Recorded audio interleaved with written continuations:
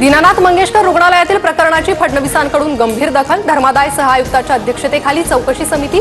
जे रुग्णालयाचे अधीक्षक, विधी आणि न्याय विभागाचे उपसचिव तसेच मुख्यमंत्री सचिवालयाचे प्रतिनिधी सदस्य असणार।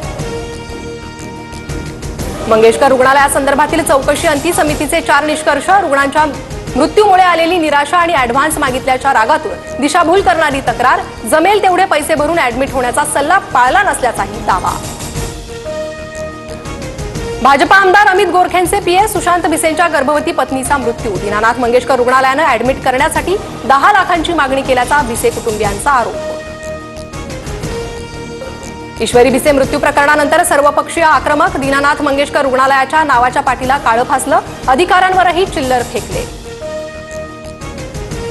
मंगेशकर रुग्णालयातील डॉक्टर सुश्रुत घैसास यांच्या खासगी रुग्णालयाची तोडफोड। गर्भवती महिलेच्या मृत्यूनंतर भाजपच्या महिला आघाडीचा आक्रमक पवित्रा। पैशांसाठी उपचारास नकार देण्यात आला होता।